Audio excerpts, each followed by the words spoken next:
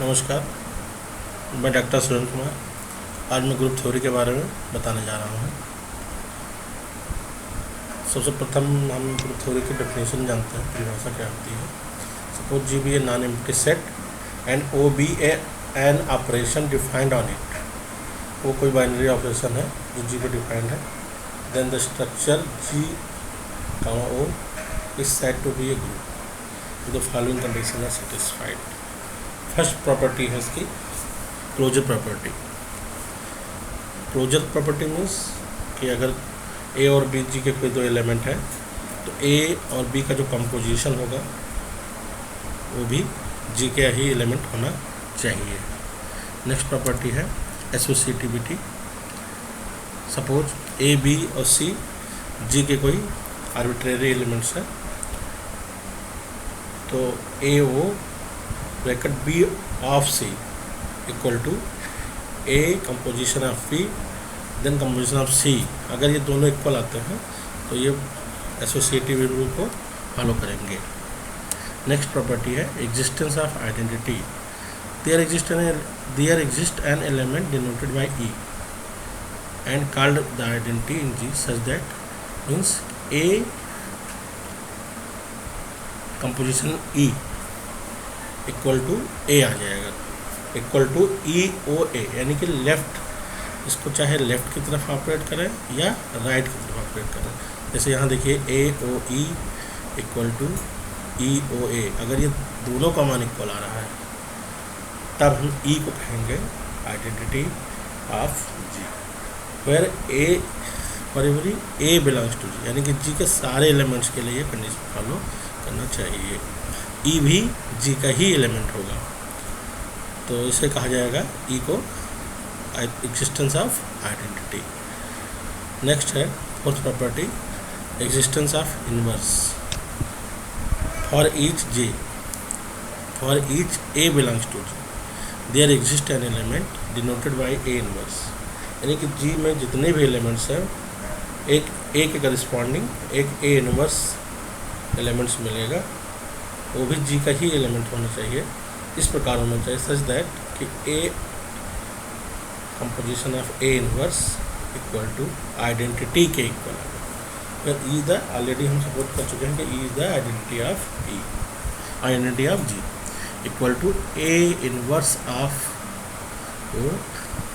ए, means कि a को और उसके इनवर्स को दोनों को हम ऑपरेट करते हैं left as well as right, तो उनका मान क्या आना चाहिए आइडेंटिटी के अगर इक्वल आ जाता है तो इसको कहा जाएगा एग्जिस्टेंस ऑफ इनवर्स।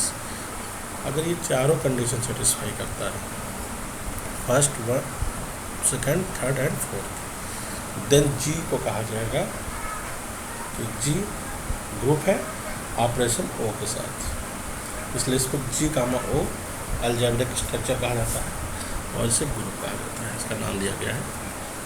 और इसी में एक प्रॉपर्टी और होती है एवेलियन ग्रुप या कम्यूटेटिव ग्रुप। तो एक एक्स्ट्रा प्रॉपर्टी इसकी और से एक्स्ट्रा बढ़ जाती है कि यदि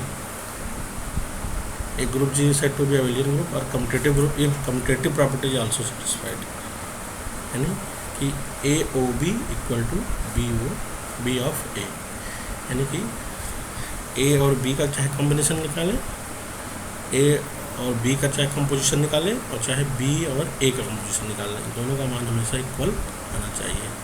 अगर ये पांचों कंडीशन सेटिस्फाई करें यानी कि 1 2 3 4 और फिफ्थ कंडीशन, तब इस ग्रुप को कहा जाएगा एवेलियन ग्रुप या commutative group. Some examples of group है।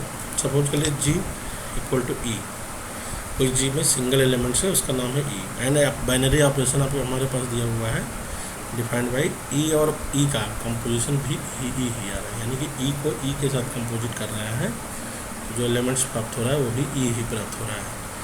Then G comma O is a group, E prove करना है। देखिए कैसे करते हैं। इसके लिए चूँकि दिया हुआ देखिए since E O E equal to E belongs to G closure property also close. इससे अंडरस्टूड है कि ई और ई के बीच क्योंकि सिंगल एलिमेंट्स है, हमने बताया था अभी आपको ए और बी का कॉम्बिनेशन अगर जी में बिलोंग करता है तो वो क्लोजर प्रॉपर्टी होता है। सिमिलरली यहाँ ई और ई का ही कंपोजिशन कर रहा है, तो ई प्राप्त हो रहा है, ऑलरेडी डिफाइंड है ऊपर ही, देन ये ऑलरेडी क्लोजर प्रॉपर्टी को सेटिस्फाई करेगा। नेक्स्ट है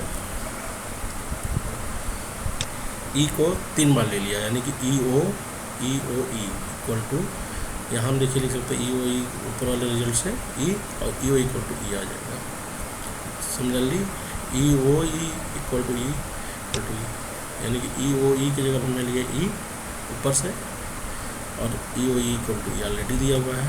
तो इन दोनों को अगर कंबाइन कर दिया जाए तो इससे रिजल्ट ये आ रहा है कि यानी कि एसोसिएटिविटी कंडीशन को ये सेटिस्फाई कर रहा है। वी हैव, यहाँ ब्रैकेट होना चाहिए था, दस the associativity also satisfied. And fourth condition है क्लियरली इज द आइडेंटिटी आ रहा है। इससे देखिए रिजल्ट निकलता है कि ई को चाहे लेफ्ट के ऑपरेट करें चाहे राइट करें, आइडेंटिटी यही इक्वल आ रहा है, इसका मतलब ये इसका आइडेंटिटी एलिमेंट भी होगा। फोर्थ प्रॉपर्टी है is the inverse of itself. मैंने बताया था कि ए इनवर्स इक्वल टू अगर आइडेंटिटी की इक्वल आ जाए तो उसको इनवर्स कहा जाता है। ऊपर देखिए ई ओ ई इक्वल टू ई दिया है, यानी कि ये एक दूसरे के इनवर्स भी होंगे। हेंस जी जे आल्सो ग्रुप, जी काम हो ये आपका ग्रुप बनाएगा। अगली प्रॉपर्टी है, क्वेश्चन है एग्जाम्पल, तो the set G 1, omega square cube root of unities and abelian group with respect to multiplication operation. यहाँ जो ऑपरेशन है वो मल्टीप्लिकेशन दिया हुआ है। हम जानते हैं कि जी एक कॉम्प्लेक्स नंबर होता है, यहाँ पे जी जो होगा 1 ओमेगा और ओमेगा स्क्वायर जो वैल्यू है वो कॉम्प्लेक्स फॉर्म में आते हैं ओमेगा स्क्वायर की वैल्यू। तो ये पूरा जो सेट होगा ये सेट ऑफ कॉम्प्लेक्स नंबर होगा 1 ओमेगा स्क्वायर। तो देखिए इसमें दिया है कि सोल्यूशन कैसे करते हैं। तो हम जानते हैं कि इन दोनों को अगर मल्टीप्लाई करेंगे, फॉर एग्जांपल 1 और ओमेगा को मल्टीप्लाई करें तो ओमेगा आ जाएगा, ओमेगा को ओमेगा क्यूब स्क्वायर से मल्टीप्लाई करेंगे तो ओमेगा क्यूब आ जाएगा। ओमेगा क्यूब वैल्यू 1 होती है, हमें पता है। तो यानी कि इन तीनों को कॉम्बिनेशन करके अगर हम कोई भी दो लेते हैं और मल्टीप्लाई करते हैं तो वो जी का ही एलिमेंट प्राप्त होता है। इसका मतलब ये क्लोजर प्रॉपर्टी को सेटिस्फाई कर रहा है। एंड सेकेंड प्रॉपर्टी है the element of G are complex, हम पहले बता चुके हैं। और हम जानते हैं कि एसोसिएटिविटी लॉ जो है कॉम्प्लेक्स नंबर के लिए होल्ड करती है, यानी कि आएगी 1 ओमेगा को मल्टीप्लाई करने के बाद ओमेगा स्क्वायर से करें, और चाहे ओमेगा स्क्वायर को मल्टीप्लाई करने के बाद 1 से मल्टीप्लाई करें, तो ये दोनों का मान इक्वल ही आना चाहिए, आएगा ही। Third property 1 is the identity of G. हम जानते हैं कि 1 को अगर किसी से मल्टीप्लाई करें, यानी कि 1 को 1 से मल्टीप्लाई करें तो 1 होगा, 1 को ओमेगा से प्राप्त करेंगे तो ओमेगा होगा, और 1 को ओमेगा स्क्वायर से मल्टीप्लाई करें तो भी ओमेगा स्क्वायर ही प्राप्त होगा। इसका मतलब 1 क्या है, इसकी मल्टीप्लिकेटिव आइडेंटिटी हो जाएगी। अब यहाँ इनवर्स देखिए कैसे निकालते हैं। मैंने बताया था कि ए और ए इनवर्स, ए को ए का इनवर्स कहा जाएगा जब इन दोनों को मल्टीप्लाई, ए और ए इनवर्स को मल्टीप्लाई करने के बाद आइडेंटिटी प्राप्त हो। तो हम जानते हैं कि ओमेगा और ओमेगा स्क्वायर को मल्टीप्लाई, 1 को 1 से मल्टीप्लाई करेंगे तो 1 आ जाएगा, इसका मतलब 1 जो है 1 का इनवर्स होगा। ऐसे ही ओमेगा को ओमेगा स्क्वायर से मल्टीप्लाई करेंगे तो 1 प्राप्त होगा, इसका मतलब 1 ओमेगा का जो होगा ओमेगा स्क्वायर होगा, एंड ओमेगा स्क्वायर का हो जाएगा वो ओमेगा, तो ये इसके इनवर्स हो जाएंगे। और फिफ्थ प्रॉपर्टी है टेबल 1, देखिए हमने बनाया भी है, कंपोजिशन टेबल को कहा जाता है। ये कम्यूटेटिव भी बनेगा, यानी कि चाहे 1 को ओमेगा से मल्टीप्लाई करें, चाहे ओमेगा को 1 से मल्टीप्लाई करें, ऐसे ही ओमेगा को ओमेगा स्क्वायर से मल्टीप्लाई करें, चाहे ओमेगा स्क्वायर को ओमेगा से मल्टीप्लाई करें। मीन्स ये कम्यूटेटिविटी भी रूल का फॉलो कर रहा है। ये हेंस चीज़ें अब कम्यूटेटिव, ये कम्यूटेटिव ग्रुप हो जाएगा। ऊपर देखिए प्रॉपर्टी हमने क्लोजर प्रॉपर्टी दिखाई हुई है, 1 को 1 से मल्टीप्लाई करेंगे 1 आ जाएगा, 1 को ओमेगा को करेंगे ओमेगा, 1 को ओमेगा स्क्वायर से करेंगे ओमेगा स्क्वायर, ऐसे ही ओमेगा को 1 के साथ किया तो ये आ जाएगा, ओमेगा को ओमेगा से बोलते ओमेगा स्क्वायर आएगा, ओमेगा को ओमेगा स्क्वायर से करेंगे तो 1 आ जाएगा, ओमेगा स्क्वायर को 1 से करेंगे ओमेगा स्क्वायर, ओमेगा स्क्वायर को ओमेगा से मल्टीप्लाई करेंगे तो 1 आ जाएगा, ओमेगा स्क्वायर को ओमेगा की पावर ओमेगा स्क्वायर से मल्टीप्लाई करो, ओमेगा की पावर 4 हो जाएगा। ओमेगा की पावर 4 को लिख सकते हैं omega cube into omega. Omega cube की वैल्यू 1 होती है, देखकर वैल्यू हो जाएगी ओमेगा। तो सारे एलिमेंट्स इसी के प्राप्त हो रहे हैं। तो इस प्रॉपर्टी से हम क्लोजर प्रॉपर्टी देख सकते हैं, इस टेबल में प्रदर्शित किया जा रहा है। और कुछ देखिए हमारे पास some definitions of algebraic structures दिए हुए हैं। Let G be non empty set on group wide जो है क्या होता है, सपोज कर लीजिए जी कोई नॉन एम्प्टी सेट है, फिर ये binary operation denoted by o कोई बाइनरी ऑपरेशन है और जी नॉन एम्प्टी सेट है। देन स्ट्रक्चर जी का कॉल्ड ग्रुप वाइड यदि a o b belongs to G, means closure property केवल सेटिस्फाई कर रही हो, ओनली क्लोजर प्रॉपर्टी को सेटिस्फाई कर रहा है किसी भी सेट के साथ, नॉन एम्प्टी सेट के साथ कोई बाइनरी ऑपरेशन, तो उसे हम ग्रुप वाइड कहा जाएगा। एंड सेमी ग्रुप में क्या है, दो कंडीशंस होनी चाहिए। पहली प्रॉपर्टी क्लोजर प्रॉपर्टी होना चाहिए एंड सेकंड प्रॉपर्टी एसोसिएटिविटी होना चाहिए, जो हम पहले ही ऊपर डिस्कस कर चुके हैं। तो ये हो जाएगा आपका, ये दो कंडीशन अगर सेटिस्फाई करता है, यानी फर्स्ट और सेकंड, जो हम ग्रुप में पहले ही आपको 4 प्रॉपर्टी बता चुके हैं, उसमें से अगर दो कंडीशन सेटिस्फाई करता है फर्स्ट एंड सेकंड, तो ये हो जाएगा आपका सेमी ग्रुप कहा जाएगा। एंड थर्ड जो है इसमें है मोनोइड। अब इसमें मोनोइड के लिए क्या कंडीशन है, फर्स्ट ग्रुप के लिए जो ऊपर 5-4 कंडीशन हमने बताई है, 1 2 3 4, उनमें से फर्स्ट ऊपर से लेके फर्स्ट सेकंड और थर्ड अगर तीनों कंडीशन सेटिस्फाई करना, means closure property, associativity and existence of identity, अगर ये तीनों कंडीशन सेटिस्फाई करता है तो जी को हम कह सकते हैं, जी का ओ को मोनोइड कहा जाएगा।